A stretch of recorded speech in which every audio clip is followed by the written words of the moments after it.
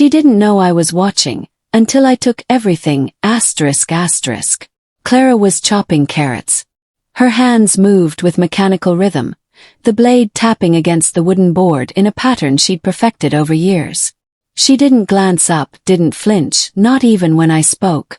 But I saw it, the tiniest tremor ripple through her fingers as she gripped the knife. "What are you saying?" she asked, her voice cracking just enough to betray the weight behind my words. I leaned casually against the kitchen island, arms folded, my voice low but steady. "I said we need to finalize the divorce by Thursday. You'll want to be free for your weekend getaway with him." Her hands froze mid-chop. The knife hovered in the air like a pendulum that suddenly forgot how to fall. She held her breath. The silence that followed was louder than any shouting match we'd ever had. We met in university. Clara was light, wild, brilliant, impulsive. A wildfire that drew everyone in. I was rain, steady, calm, quiet. She used to tell me I balanced her chaos, that I was the one who grounded her. I believed her. Every word. After graduation, she followed her passion, painting. I followed responsibility. I worked 3 jobs, paid off our loans, and funded her first gallery showing. I bought her brushes, canvases, even the old converted garage she used as her studio. Every dollar I earned, I fed into a future I thought we both wanted. All I ever asked for was honesty.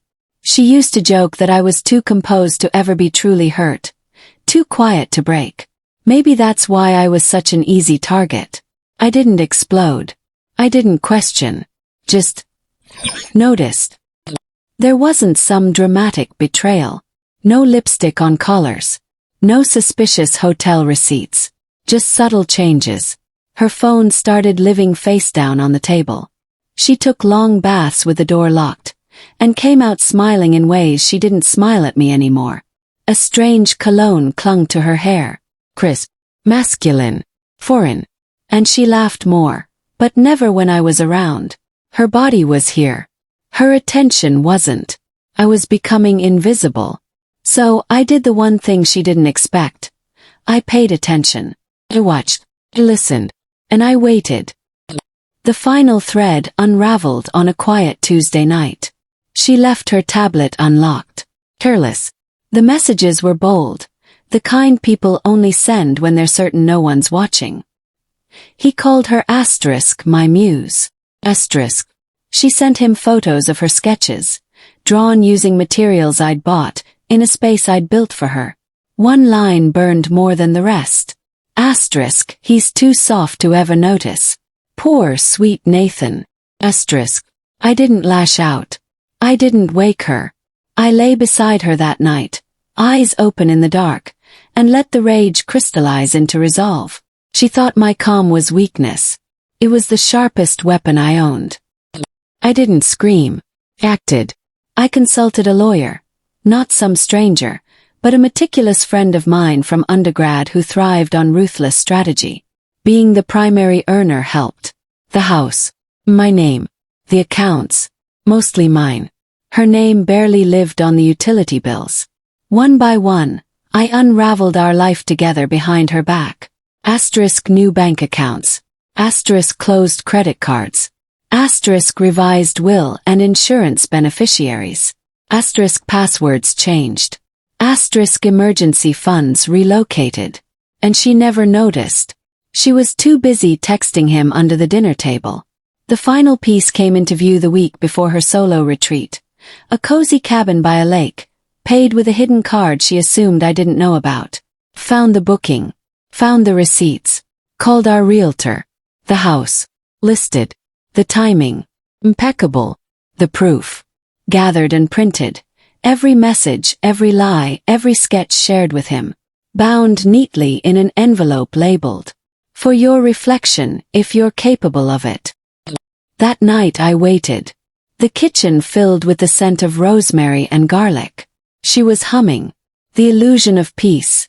Routine, almost poetic. Then I said it again. We need to finalize the divorce by Thursday.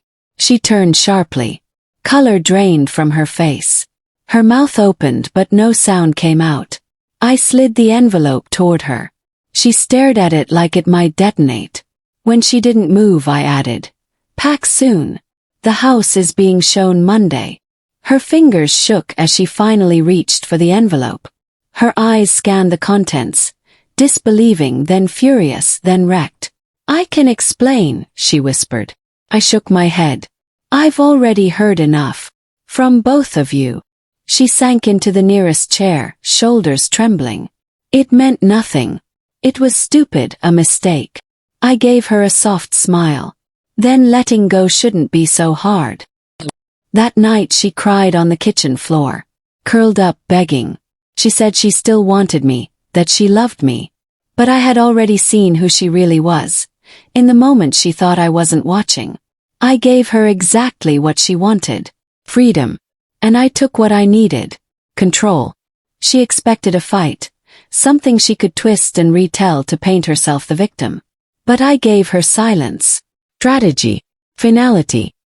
The house sold in a week. I moved into a new apartment. High-rise, minimalist, peaceful. Sunlight streams through the windows now. The kind that doesn't lie. She left without resistance. Just a necklace, the one I'd spent months saving for, and a note. I never read it. That version of me, the one who believed her, doesn't exist anymore. She still calls. From blocked numbers. Hidden ones. I never answer. Some men break. Some rage. Me.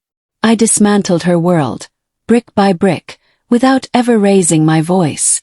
And in the silence that followed, I found myself again.